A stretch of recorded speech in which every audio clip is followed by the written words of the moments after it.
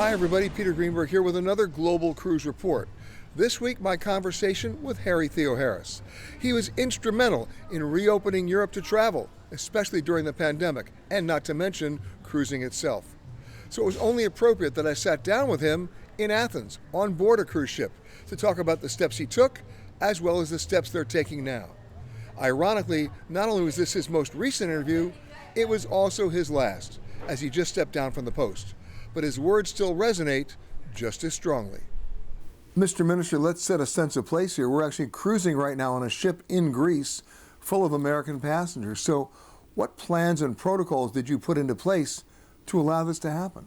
We tried many things. We did a lot of research in terms of vaccinated people, non-vaccinated, the mask wearing, etc. And what did that tell you?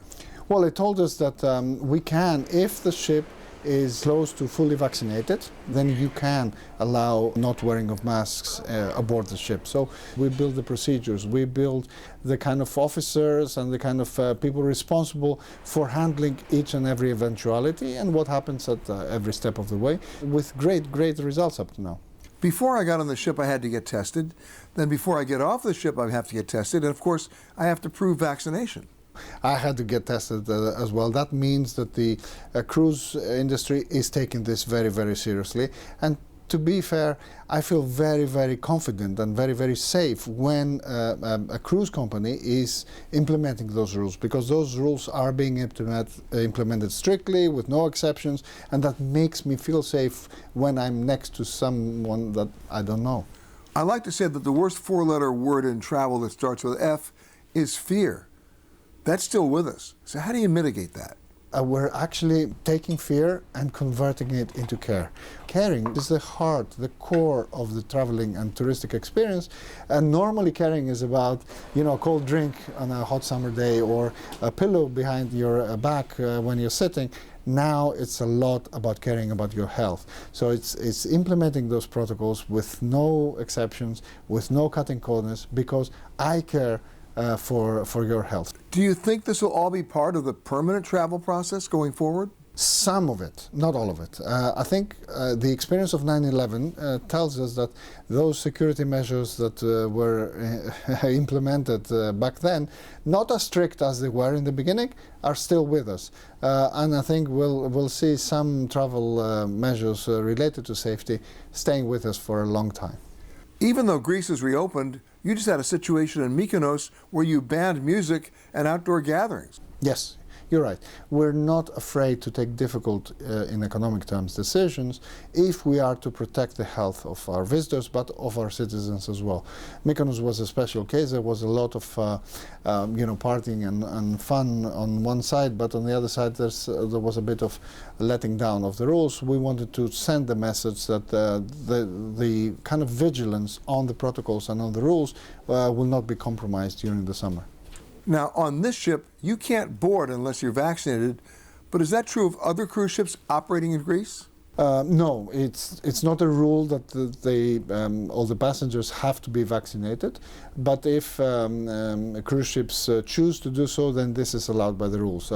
But we do allow mixed shipping with stricter rules than the ones that fully vaccinated cruising has. In the U.S., Carnival and Royal Caribbean are telling their passengers who are not vaccinated but who still want to cruise, all right, you can come, but you have to provide proof of at least $10,000 worth of medical insurance and $30,000 worth of medical evacuation and repatriation insurance, so they're making it a price for admission now.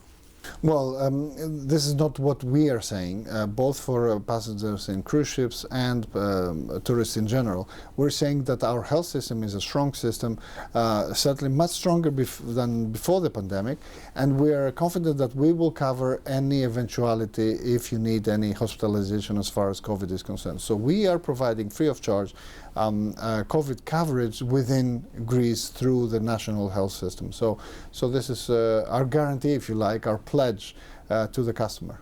In many cases, it's not what people are talking about, it's what they're thinking about. And what they're thinking about is, as much as I want to go to Greece, I don't want to go somewhere and get stuck and not be able to get home. How are you dealing with that? Yes, you're right.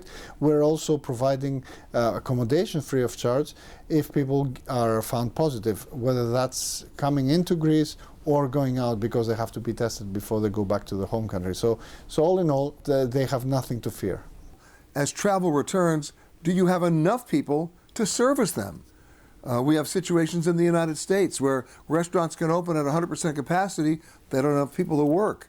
Hotels, not enough housekeepers. What's the situation in Greece? Not glad to say that it's exactly the same. This is something that happens in the US, it happens in Europe, it happens in Greece.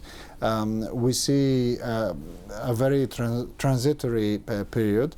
We have a lot of support programs still in place. Those programs create incentives for people not to work. Also, some people have seen a precariousness during those years of the pandemic, and they've decided to make big changes in terms of their career. Those are life decisions that a crisis forces upon us, and this has been a very, very acute but also prolonged crisis. We shouldn't forget that this is a crisis with big spikes, and it takes a long time. So it's not 100 meters, it's not marathon, but a combination of both. So during the past 18 months, what's the overriding lesson you not only learned, but that you were able to apply? Many, but the most important one is that we have to be clear in our message. This is the most important one. But in order to be clear in your message, you must have a message to give, and that message must be well planned and well implemented, because it doesn't make sense if I say, hey, we're open, and then nothing works in the country. Then actually the damage that I will do to my country will be much, much worse. So first plan, then implement. You cannot avoid the first step, you cannot avoid the second step, but when you know what you're going to be doing, communicate it clearly and let the world know. Minister Theoharis, thank you so much for joining me.